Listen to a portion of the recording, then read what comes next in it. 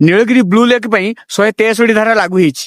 ତ ଆଜି ନା ସେ ଧାରାଟା ଲାଗୁ ହେଲା। ତ ଆଗରୁ ମାନେ ସେଠି ଯେହେତୁ ନା ଖୋଳା ହେଇଛି ଗୋଟେ ବିପଜ୍ଜନକ ଜାଗା, ତା ପାଇଁ କିଛି ସେଠି ଧାରା ହେଇଛି ନା ହେଇନି? ନା ପ୍ରଶାସନ ସେଇଭଳିଆ ଚୁପ ରହିଥିଲା, ଲୋକମାନେ ଯାଆନ୍ତୁ ଆଉ ସେଠି ନା ମରନ୍ତୁ, ଏଇଭଳିଆ କିଛି ପ୍ଲାନିଂ ରଖିଥିଲେ କି? ମୁଁ ଭାବୁଛୁ ତ ସେଇଆ ବୋଧେ। କାହିଁକି ସେଠି ଯଦି ମାନେ ବିପଜ୍ଜନକ ଜାଗାଟା ନିହାତି ସେଠି ଗୋଟେ ନା କଣ କରିବା, ବ୍ୟାରିକେଡ କରିବା କଥା ବା ବାଉଣ୍ଡ୍ରି ମାନେ ସେଠି ନା ବନ୍ଦ କରିବା ଦରକାର ଥିଲା। ସେଠି ନହେଲେ ଲୋକମାନେ ସେଟା ପିକନିକ ସ୍ପଟ ଭାବିକିନା କାହିଁ ଯାଉଥିଲେ? ହଁ, ସେଟା କଣ ଗୋଟେ କଣ ପିକନିକ ସ୍ଥଳ କି? ମୁଁ ଭାବୁଛି ବୋଧେ ସେଇଆ ବୋଧେ ହେଇଥିବ। ସେଥିପାଇଁ ପ୍ରଶାସନ ଲୋକମାନଙ୍କୁ ମାରିବା ପାଇଁ ଚାହୁଁଥିଲା। ମରନ୍ତୁ, ଯାଆନ୍ତୁ ଆଉ ମରନ୍ତୁ।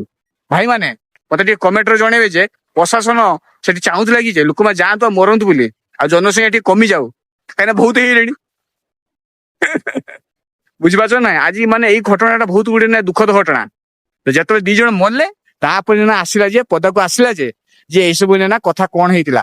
କିନ୍ତୁ ଯଦି ଇଏ ମରି ନଥାନ୍ତେ ତାହେଲେ ଜଣା ପଡିନଥାନ୍ତା ସେଠି ଗୋଟେ ବ୍ଲୁ ଲେକ୍ ଅଛି ବୋଲି। ନୀଳଗିରି ବାଲା ଚାହୁଁଛନ୍ତି ସେଇଟା ମାନେ ବ୍ଲୁ ଲେକ୍ ଟା ଯେମିତି ମାନେ ସାରା ପୃଥିବୀରେ ରେକର୍ଡ କରୁ, ମାନେ ଗିନିଜ ବୁକ୍ ରେ। ସେଇଥିପାଇଁ ବୋଧେ ପ୍ରଶାସନ ବୋଧେ ତାଙ୍କୁ ସପୋର୍ଟ କରୁଥିଲା ବୋଧେ। ନୀଳଗିରି କି ମାନେ 1 ନମ୍ବର କରିବା ପାଇଁ, ବା ନୀଳଗିରିର ମାନେ ନାଁ ଟାକୁ ମାନେ ବହୁତ ଉପରକୁ ନବା ପାଇଁ। ଜୟ ଜଗନ୍ନାଥ।